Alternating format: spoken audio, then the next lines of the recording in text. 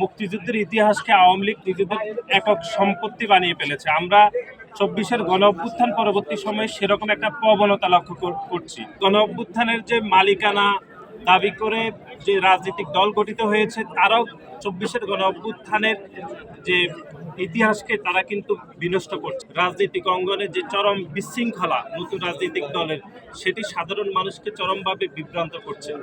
আমরা লক্ষ্য করেছি যে গত ১৫.৫ বছর ধরে বাংলাদেশের মহান মুক্তিযুদ্ধের যে স্বাধীনতা পরবর্তী সময়ের ইতিহাসকে ব্যাপকভাবে একপেশে করা হয়েছে এবং মুক্তিযুদ্ধের ইতিহাসকে আওয়ামী লীগ নিজেদের একক সম্পত্তি বানিয়ে ফেলেছে। আমরা ২৪-এর গণ অভ্যুত্থান পরবর্তী সময়ে সেরকম একটা প্রবণতা লক্ষ্য করছি যে গণ অভ্যুত্থানের একক মালিকানা হিসাবে একটি রাজনৈতিক দল গঠিত হয়েছে, কিন্তু দুঃখজনকভাবে যেটি লক্ষ্য করা যাচ্ছে, সেই রাজনৈতিক দলটি শুধুমাত্র গণ অভ্যুত্থানের স্পিরিটকে ধারণ করে তারা রাজনৈতিক দল গঠন করলেও তারা শুধুমাত্র একটি নির্দিষ্ট শ্রেণীর গোষ্ঠীতে আবদ্ধ হয়েছে। আপনারা দেখেছেন যে নতুন যে রাজনৈতিক দল গঠিত হয়েছে, সেই রাজনৈতিক দলের অভিষেক অনুষ্ঠান এবং তাদের যে ইফতার পার্টি হয়েছিল, সেখানে বাংলাদেশের যে গণ অভ্যুত্থানের যে আইকনিক শহীদ ওয়াসিম, শহীদ মুগ্ধ,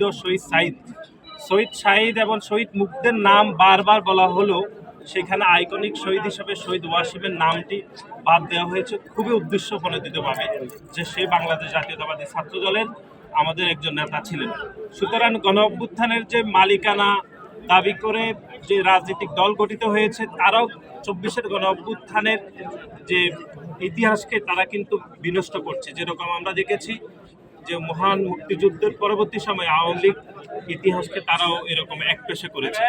আমরা আজকের এই দিনে আমরা মনে করছি যে মহান মুক্তিযুদ্ধের ইতিহাস যেরকম খুবই গুরুত্বপূর্ণ এবং সবার সত্য জানা উচিত, ঠিক তেমনি ২৪-এর গণ অভ্যুত্থানের প্রত্যেকটি প্লট অথবা এর ব্যাকগ্রাউন্ডে যে ঘটনাগুলো, সেটিও দেশবাসীকে জানানো উচিত এবং সেই ঘটনা কোনোভাবে একপেশে হওয়া উচিত না।